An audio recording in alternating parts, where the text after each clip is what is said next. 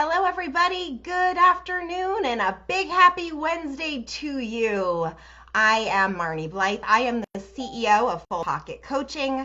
I am a business ability coach and a fractional chief marketing officer, and it is my absolute pleasure to be with you here live in our group Full Pocket Entrepreneurs every Wednesday at 12 o'clock, being able to provide you with some of the most cutting edge and most important topics that we feel that are so relevant for your business today. So thank you so much for tuning in, whether you are here with us today live or whether you are tuning in on the replay. We are really, really glad you're here. So as you're joining us, give a little comment and let us know where you're tuning in from. I think Estella just joined us from Nashville. Hey, Estella. And Tammy's joining us from California. So tell us how you guys are doing. Give a little comment. Tell us how you're feeling today. If you're thumbs up, give us a little quick thumbs up. And if you're not feeling so good today, give us a thumbs down and we'll see what other things we can do to help pick you guys right up. So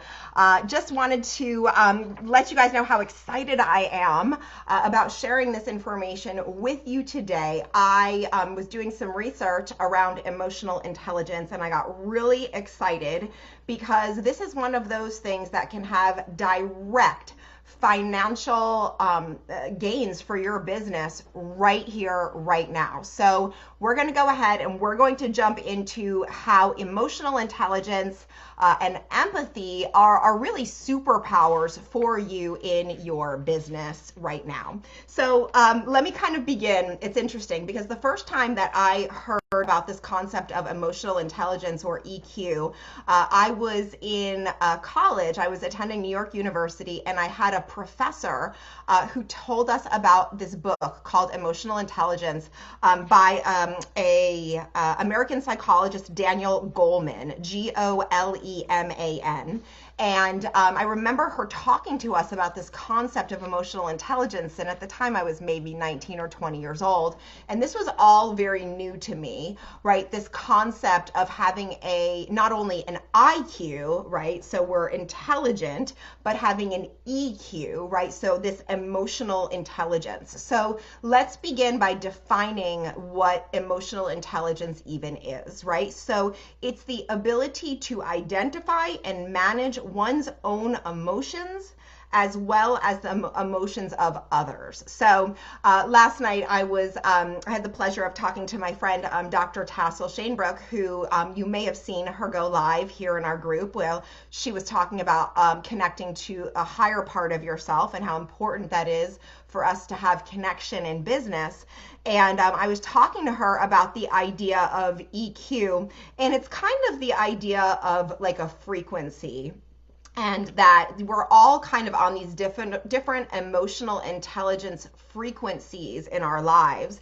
And when we can match our emotional and business frequency to that same frequency of the people that work with us, our customers, our clients, and we're kind of all sort of on the same page and we're kind of tuned in on these frequencies, then this magic really starts to happen. So let's begin let me kind of explain to you that emotional intelligence, IQ, and personality, these are all different things, okay? So emotional intelligence taps into a fundamental element of human behavior that is very distinct from your intellect. These are two very different concepts. And there's actually no known connection between your IQ and your emotional intelligence. You simply can't predict emotional intelligence based upon how smart somebody is. So this is actually a really important thing when you are hiring people onto your team. And as we'll discuss over the next few minutes, a high emotional EQ is almost more important than somebody's intelligence, in my opinion, when you're making a hiring decision. And this is based upon statistical information that I'm going to share with you, which I think is really important and really relevant. So intelligence is your ability to learn, and it's the same your ability to learn is the same at age 15 as it is at age 50, okay? Emotional intelligence, on the other hand, is a flexible set of skills that can be acquired and improved with practice. So this is something that you can start your journey and you can get massive improvement in your emotional intelligence by applying some basic principles that I'm going to share with you today. And although some people are naturally more emotionally intelligent than others, you can develop a high emotional intelligence even if you aren't born with it. So I always say that the best salespeople are not born with it. They are taught, right? Like, we create great salespeople. We create emotional intelligence within ourselves. So this is something that you can definitely access, okay? And then personality is sort of the final piece of this puzzle, and it's the stable style that defines all of us. And personality is the result of our hardwired preferences, right? So an inclination towards perhaps being an introvert or an extrovert, that is a personality thing. However, like IQ, personality can't be used to predict emotional intelligence either. And your personality is very stable also over a lifetime, and it really doesn't change. Your personality is your personality, right? Me being a goofball, it hasn't changed. Whether I was 12 years old or now at 40, I'm still a goofball. That's part of my personality. But I will say that I feel like over the years, my emotional intelligence has definitely increased with self-awareness and some of these other tools that I'm going to share with you right now. So we have a few more people tuning in. I'll take a brief moment. Hi, Carly. I'm glad you're here. And so emotional intelligence can predict performance. And I think this is really, really cool.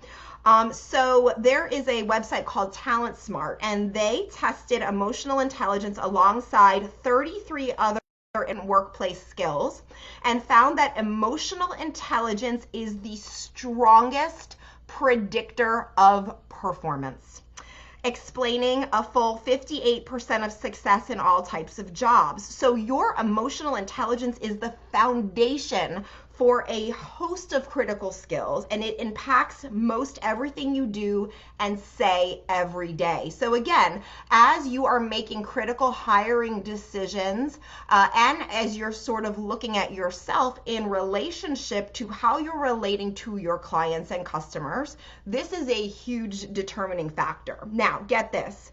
Of all the people that this company Talent Smart has studied at work, they found that 90% of top performers are also high in emotional intelligence. Isn't that fascinating? And on the flip side, just 20% of bottom performers are high in emotional intelligence. And naturally, people with a high degree of emotional intelligence make more money, okay? An average of $29,000 per year more than people with a low degree of emotional intelligence. And so the link between emotional intelligence and earnings is so direct that every point increase in emotional intelligence actually will add $1,300 to your annual salary. Okay, so I think we've made a good case for you to understand the importance of emotional intelligence and why it makes sense to do that. So this guy, Daniel Goleman, who I was kind of talking to you about, who developed this framework for emotional intelligence, has 5 elements that really define what emotional intelligence is. So 1, self-awareness. And this is probably the biggest piece of any kind of self-work that you're going to do.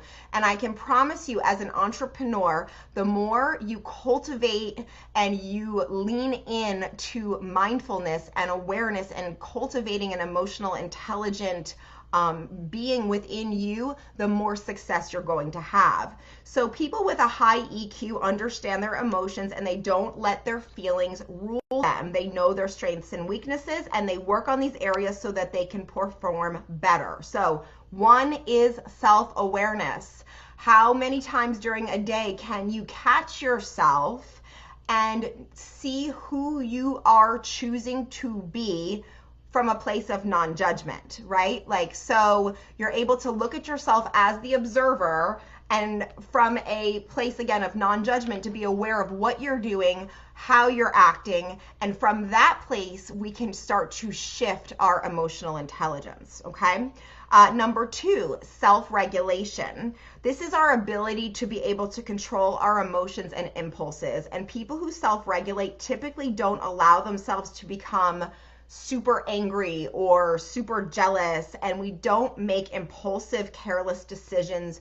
We think before we act. So self-regulation is all about hitting the pause button. When we feel a big emotion coming for us at work, whether that is we're dealing with a client or we're dealing with a staff member or a vendor, when we start to feel ourselves become dysregulated, we are able to then shift ourselves by hitting the pause button and doing some kind of a self-care activity to help us to get back to center. This is very important. 3 is motivation. People with a high EQ are willing to defer immediate results for long-term success. Highly productive, love a challenge, and are effective in whatever they do. So people with a high EQ are able to see the big picture and are able to really be able to look at what that long-term plan is in terms of building long-term success. Empathy. Okay, guys, this one is huge, huge, huge, huge. The ability to identify with and understand the wants, needs, and viewpoints of those around you. Empathetic people avoid stereotyping and judging too quickly, and they live their lives in an open, honest way. And then the last one is social skills, and I'm going to tell you that, and then I'm going to go back to empathy because there's a couple of points I want to make on this. Social skills, people with strong social skills are typically team players. Rather than focusing just on your own success, we help others to develop and shine. We can manage disputes, excellent communicators, and are masters at building and maintaining relationships. So those are the 5. Now, let's talk about empathy for just another quick minute because I want to share something really interesting. So during upon a really interesting study that was actually done, and it's a little bit on the older side. It was done in 2016, but the study was called is the most empathetic companies in 2016, and this was an empathy index, and they were seeking to answer the question, which companies are successfully creating empathetic cultures? And these are the companies that retain the best people, create environments where diverse teams thrive, and ultimately reap the greatest financial rewards. So what they did is they broke down empathy into different categories like ethics, leadership, company culture, brand perception, and public messaging through social media. And then they went through and analyzed all this data, and it really focused on global companies. And the result was the top 10 companies in the Global Empathy Index from 2015 increased in value more than twice as much as the bottom 10 and generated 50% more earnings. So in the work that they did, they found that there's a correlation as high as 80% between departments with higher empathy and those with high performers. So the top 10 companies, like the on this list, Facebook was number 1, Google number 2, LinkedIn number 3, and they are showing the clear financial connection between organizations that have and practice empathy as a part of this larger umbrella of emotional intelligence and the direct correlation to making money. So the bottom line is, when you have and operate a business with empathy and with self-regulation, emotional intelligence, you are going to always far outperform in so many categories, including the financial realm of this. Hugely. So the next part of this is how to increase your emotional intelligence, right? So here's some practical things that you can do to start working on increasing your own emotional intelligence, okay? And actually, before I give you those specific things, let me just talk for a moment about this idea of the brain, because this is a big thing too. So plasticity is the term that neurologists use to describe the brain's ability to change. And as you discover and practice new emotional intelligence skills, you're actually creating more neuron pathways in your brain to be able to shift into this greater emotional intelligence more of the time. What I'm talking to you guys about is not like something that I've made up. This is actual science that has been studied, where you can actually change the neuron pathways of your brain and creating this plasticity. And you can train the brain by repeatedly practicing new emotionally intelligent behaviors. And then your brain will then turn this into actual habits. And before long, you'll be able to have this be more of a second nature and how you respond. Obviously, like anything else in the beginning, it takes time to kind of shift into this kind of thinking. So here's how we increase the emotional intelligence. Okay, so 1, pause before speaking, acting, or responding. And this is one of those things it's very simple, yet it's not easy to do, right? So one of my spiritual teachers many moons ago would tell me to pass everything that's going to come from your lips through your heart first, right? So if we take that time to pause before we react, then we actually can create space so that we may not be as reactive, okay? So that's 1. 2, active listening, being a great listener. And active listening means that you are closing this and you are listening, right? Practicing active listening means you're not talking and you're also not thinking about what you're going to say next. You are just completely focused on what the person is saying, and you are completely present with them. Attempting to control your thoughts, right? So we can't control what happens to us or the emotions that we feel in that moment, but we can control how we respond to them if we practice directing our thoughts.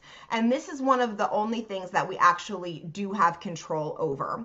And when we don't have control over our emotions and we don't know how to do this, this can have horrible ramifications for us in business, with our staff, with clients, with customers. How many times have you reacted to a situation and then afterwards you're kicking yourself because you know that you should have hit that pause button before you sent that email, before you picked up the phone, right? So controlling your thoughts also, and I think this is an important distinction, does not mean ignoring when something comes up. It doesn't mean putting your head in the sand and pretending like it hasn't happened, right? We have to allow that emotion to come through us, whatever that might look like, that we're experiencing, in our business life and also in our personal life. But being very aware of how reactive we are being and what the best ways are for us to be able to then communicate our feelings to the people around us. Praising others. So praising others on a habitual basis trains your brain to be focused on the good in others, which encourages empathy and allows for a deeper understanding of people's needs and motivations. So, that's not to say doling out praise where it's not warranted, but when it's authentic and genuine, this is a really cool thing. Reflecting on criticism and searching for ways to grow from it. Sometimes criticism can be hurtful, but it can always be helpful, and it exposes us to true outside perspectives, right? So in the face of criticism, you can ask yourself, how can I improve, right? So instead of taking everything personally, you could just look at it and say, wow, okay, isn't that interesting? And that's actually one of my most favorite phrases, because when we say, well, isn't that interesting? It allows us to be in a place of non-judgment with things, right? Trying to see from another person's point of view, right? So if you're in a disagreement with somebody, you want to consider the other person's needs and motivations. And then finally, communicating your feelings, right? So we have to learn how in a mature and positive way to be able to share our feelings, whether we're upset or we're happy or whatever that might be. This is all a part of us developing a really strong emotional intelligence and empathy, which has incredible benefits, which we talked about, right? By practicing these things, you're going to increase your revenue in your business. You're going to increase the happiness factor for both you and for your team. And there are just so many wonderful benefits to this. So thank you guys so much for tuning in today. If you have any additional questions, you're so welcome, Estella. I appreciate your feedback. If you guys have more questions about this, or you're curious about how to implement more of this in your organization, this is something that we've been helping business owners with for a really long time. It actually really, your emotional intelligence also stems from your ability to clearly communicate the core values of your business to other people, and then sort of working all together in concert, as we've kind of been talking about. So if you need help or you have more questions or comments, please feel free to reach out. And thank you guys, as always, for tuning in. I hope wherever in the world you are, you're healthy, you're safe, and you are at peace. And thank you again for tuning in. You guys are awesome. Have a great day. Bye.